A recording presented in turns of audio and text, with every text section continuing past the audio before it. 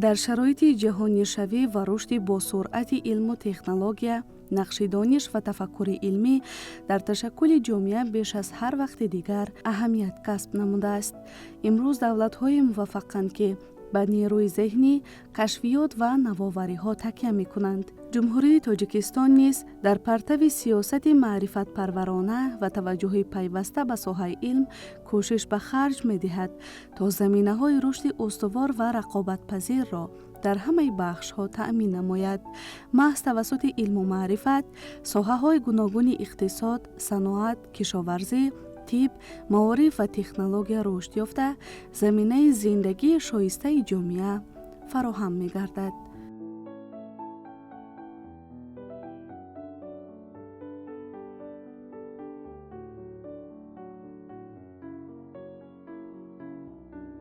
امروز ما شاهد آن هستیم که در زمینه دستاوردهای علمی استحصالات صنعتی تکمیل می‌یابد. در ساحه کشاورزی اصولهای معاصر پرورش و حفظ زراعت‌ها جاری می‌گردند. طب معاصر با استفاده از تکنولوژی‌های نو امکانیت طبابت بیماری‌های مرکب را فراهم می‌آورد و معارف به واسطه رقمی کنانی به سطح صفتاً نو می‌براید. در جمهوری صاحب استقلال تاجیکستان، علم و معارف همچون سمت افضلیتناک سیاست دولت اعتراف گردیده برای رشد آن شرایط مساعد فراهم آورده شده است. با تأسیس مرکزهای علمی تحقیقاتی، دستگیری عالمان جوان و گسترش همکاری‌های بین المللی، فضای علمی کشور تدریجاً تحکیم می‌یابد.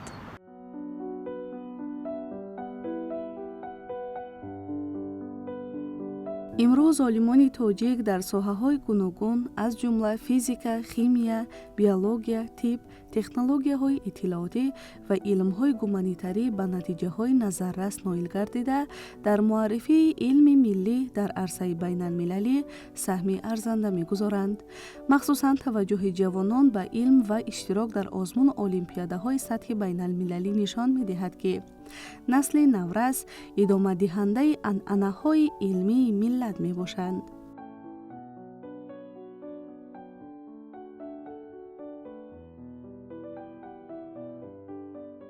علم تاجیک امروز البته با تشبث به‌واسطه رهبریت عالی مملکت نه تنها در داخل مملکت بلکه در جامعه جهانی امروز موقع خاص را اشغال کرده است.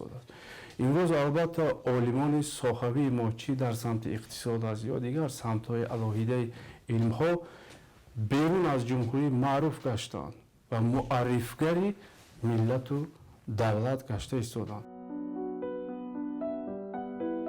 در جمهوری تاجیکستان همه‌ساله هفته سیوم ماه اپریل همچون روز علم با شکوه و شهامت خاص تجلیل می‌گردد. این روز ارزش‌گذاری به زحمت عالمان، محققان و تمام اهل ضیاع است که با فعالیت علمی خود در رشد و نموی کشور سهمی ارزنده می‌گذارند. تجلیل این روزها نه تنها یک چاره‌بینی رسمی بلکه افاده سیاست فرهنگ پرورانه و معرفت محور دولت می‌باشد. محض در همین روزها جامعه را به قدرشناسی علم و دانش و اهل آن راهنمون می‌نماید. با برگزاری همایش‌ها، کنفرانس‌های علمی و مراسم‌های قدردانی سهم عالمان در رشد علم تأکید می‌گردد.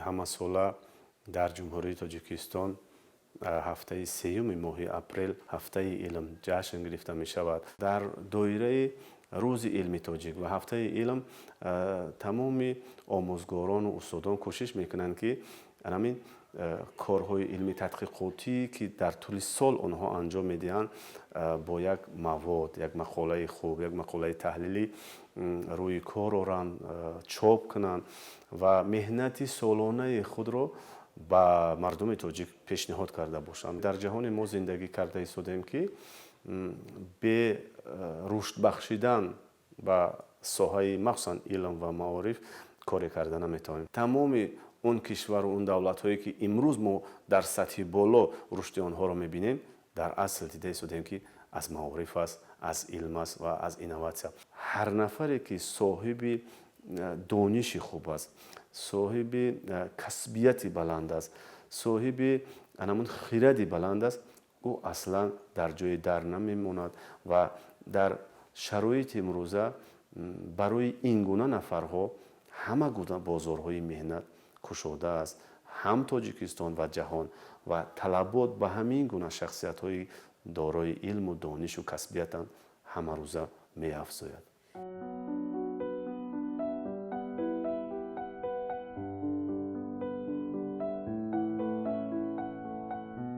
дар тӯли 35 соли соҳиби истиқлолии мамлакат соҳаи илм марҳилаҳои муҳими рушдро паси сар намуда ба дастовардҳои назаррас ноил гардидааст. бо ташаббус ва дастгирии роҳбарияти давлат инфрасохтори илмӣ таҳким ёфта муассисаҳои илмӣ тадқиқотӣ фаъолтар гардиданд.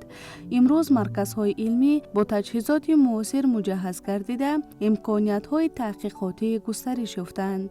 олимони тоҷик дар арсаи байналмилалӣ фаъолона иштирок варзида дар лоиҳаҳои муштарак ва таҳқиқоти фаромилӣ саҳмгузор шуданд. истиқлолият заминаи устувор барои рушди илм фароҳам оварда илми тоҷикро ба марҳилаи нави рушд ворид намуд.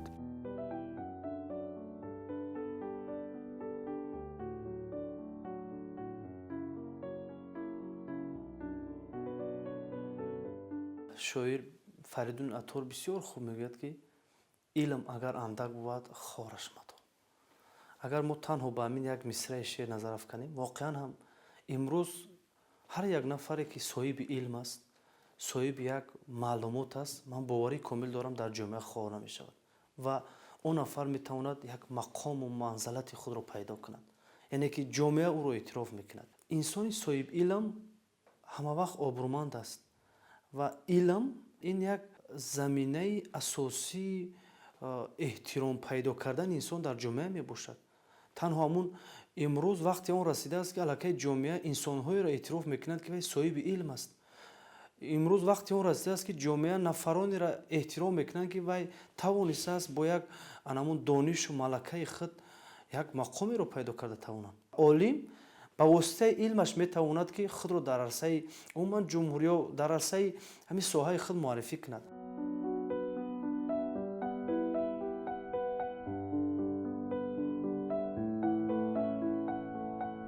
яке аз қадамҳои муҳим дар самти рушди илм таъсиси шуроҳои диссертатсионӣ мебошад ки имконият фароҳам меорад то муҳаққиқон дар дохили кишвар рисолаҳои илмии худро ҳимоя намоянд.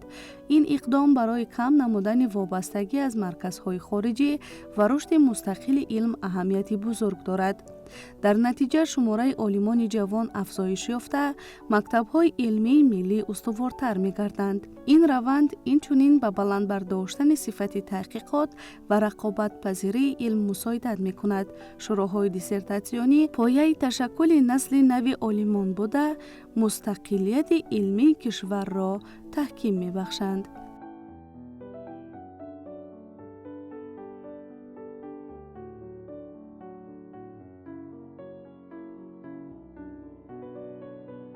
рушди низоми илмӣ чизе нест ки дар як рӯз, дар як сол ва дар як муддати кӯтоҳ рушд биёбад.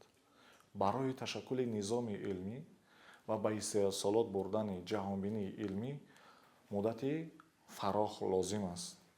он чизе ки мо гуфтем аз соли 2014 ин тараф дар ҷумҳурии Тоҷикистон рушд кард, масалан комиссияҳои аттестатсионии таъсис ёфт, шуроҳои диссертатсионӣ таъсис ёфтанд, имконият дода шуд ки забони тоҷикӣ ба забони илм табдил ёбад, хоб вазорати маориф ба вазорати маориф ва илм инкишоф ёбад. дар ҳамин майлон бибинем имрӯз бо ин суръат дар ҷумҳурии Тоҷикистон рисолаҳо аз ҷониби аҳли илм ҳимоя шуда истоданд. ин аллакай гувоҳи воқеи он аст ки олимони мо метавонанд бори маънавии илмии тоҷикро ба дошт бигиранд ва ин масъулиятро дар оянда ба як нури бузурги илмиву инноватсионӣ бурда расонад. барои ин боз фурсатҳо дар доираи ана ҳамин имкониятҳо, ана ҳамин тадбирҳои ҳукумати ҷумҳурии Тоҷикистон андешида истодааст, оянда ба майлони бузург ва ҷаҳишҳои бузурги рушду инкишоф рӯбарӯ мешаванд. бо гузашти 10 сол мо мебинем ки илми тоҷик ба як бузургтарин марказ ё ки зина рафта мерасад. ва андешаҳои илмии асоснок ёфта ва андешаҳои инноватсионии олимони тоҷик дар истеҳсолот мавқеи калидиро мегирад. با مقصد جلب جوانان به علم و بلند برداشتن ذوق دانش آموزی در کشور یک قطار آزمون‌های جمهوریوی از قبیل علم فروغ معرفت، فروغ صبح دانایی کتاب است، شاهنامه خوانی و تاجیکستان وطن عزیز من راه اندازی گردیدند. این آزمون‌ها نه تنها رقابت ذهنی را تقویت می‌دهند، بلکه حس خودشناسی، افتخار ملی و محبت به علم و دانش را در قلب جوانان بیدار می سازند. اشتراکچیان امکانیت می یابند استعداد خود را نشان دهند و راه علم را انتخاب نمایند. آزمون‌های علمی زمینه کشف استعدادها و تربیت نسل نو آینده عالمان می باشند.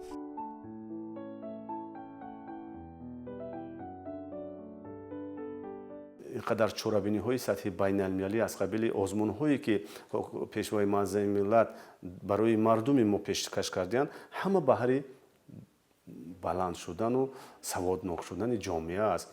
از قبیل علم فروغ معرفت، فروغ صبح دانایی کتاب است، شاهنامه خوانی، تاجیکستان وطن عزیز من. اگر هر کدام از این آزمون‌ها رو ما تحلیل کنیم و اونها همه موقع خاصه خودش دارد.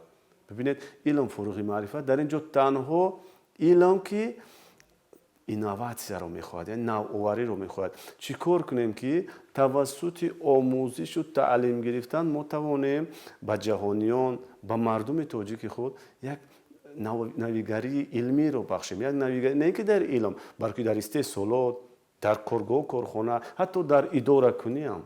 حالا شکل زمانی نوی اداره کنی، ببینید اقتصاد رقمی، همه اینها علم میخواهند.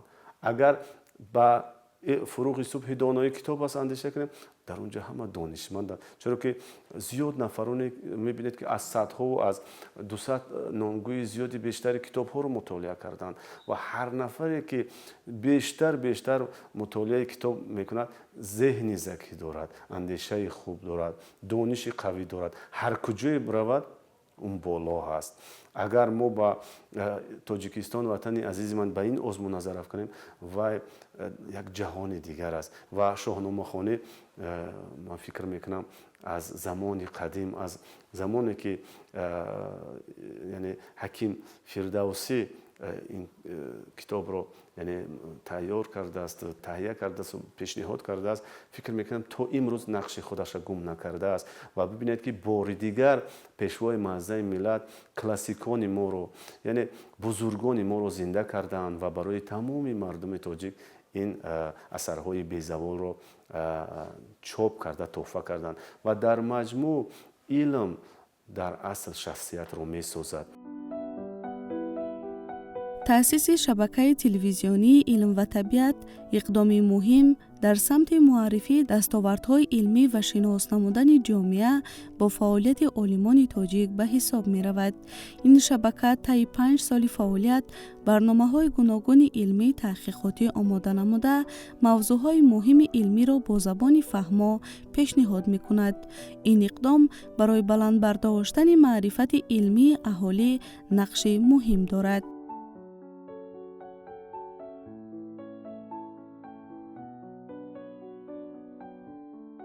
امروز در تمام مؤسسه‌های تحصیلات عالی جمهوری تاجیکستان، مؤسسه‌های علمی تحقیقاتی پیوسته کنفرانسیا‌ها، نشست‌ها، سمپوزیوم‌ها، همایش‌های علمی بزرگ برگزار می‌گردد و برای مردمی کنانی همین هدف‌ها ضرورت به وجود آمد که حکومت مملکت یک رسانه مخصوص تأسیس دهد تا که همین هدف‌های حکومت را، هدف‌های مؤسسه‌های تحصیلات عالی را، مؤسسه‌های علمی تحقیقاتی را به مردم نمایش دهند و معرفی کنند. خوشبختانه مؤسسه دولتی تلویزیون علم و طبیعت در فضای وسایط اخبار عامه جمهوری تاجیکستان روی کار آمد و امسال فعالیت 5 ساله این مؤسسه بسیار هم ثمرناک برآمده شده است و یکی از مؤسسه‌های خیلی فعال دیداری هست که در معرفی کردن عالمان ما موقع استوار دارد. من چندین وقت هم فکر میکردم که در تاجیکستان ما میشده باشد که یک شبکه تأسیس داده شود که پورا به سمت علم بخشیده شده باشد و فکر میکنم این رویداد бевосита бо ташаббуси ҳукумати ҷумҳурии тоҷикистон хоса президенти мамлакати мо муҳтарам эмомали раҳмон рӯи кор омад ва аҳли илми тоҷик аз таъсиси ин шабака бисёр ҳам хушҳол ҳастанд, хушбахт ҳастанд. тавассути ин шабакаи бисёр ҳам маҳбубу диданӣ илми тоҷикро бо анамин дарёфти чеҳраҳои нави илмӣ ба ҷаҳониён боз як бори дигар шинос намояд ва дар тоҷикистон зиёд нафароне ҳастанд ки бисёр дониши хуб доранд, тадқиқотҳои хуб доранд, олими соҳаҳои хуб ҳастанд. онҳоро бояд мо дарёфт кунем, тадқиқотҳои онҳоро, меҳнатҳову заҳматҳои онҳоро тавассути ин шабакаи бисёр ҳам маҳбубу диданӣ ба тамоми ҷаҳон ба мардуми худамон ба ҳамзабонони худамон муаррифӣ карда бошем. телевизиони илм ва табиат дар тарғибу нишон додану муаррифӣ намудани ин шахсиятҳо ҷойгоҳи хоса дорад. телевизиони илм ва табиат бигузор садсолаҳо муаррифгари илми тоҷик, муаррифгари олимони тоҷик ва муаррифгари корҳои илмӣ тадқиқотӣ ва инноватсионии тоҷикистон бошад. имрӯз дар шароити рушди босуръати технология ва рақамикунонӣ ояндаи илм дар ҷумҳурии соҳибистиқлоли тоҷикистон умедбахш арзёбӣ мегардад. бо такя ба нерӯи зеҳнии ҷавонон, дастгирии давлат ва густариши ҳамкориҳои байналмилалӣ имкониятҳои нав барои пешрафти илм фароҳам меоянд.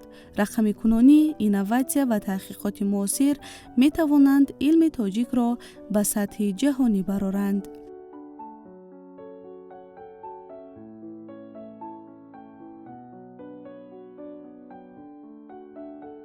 дар шароити ҷаҳони муосир ки рақобат миёни кишварҳо пеш аз ҳама дар пояи дониш ва навовариҳо сурат мегирад, рушди илм барои ҳар як давлат аҳамияти стратегии аввалин дараҷа дорад. ҷумҳурии соҳибистиқлоли тоҷикистон низ бо дарки ин воқеият илмро ҳамчун самти афзалиятноки сиёсати давлатӣ пазируфта, барои рушди он шароити мусоид фароҳам овардааст.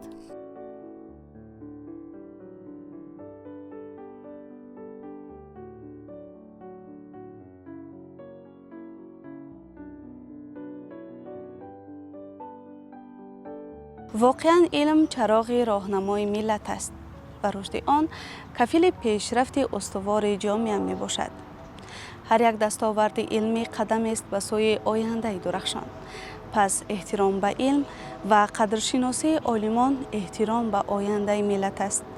زیرا ملتی که به دانش ارج می‌گذارد هیچگاه در راه رشد عقب نمی‌ماند.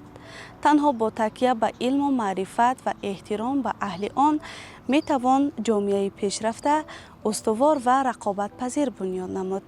زیرا آینده ملت از سطح دانش، جهانبینی و تفکر علمی فرزندان آن وابسته است.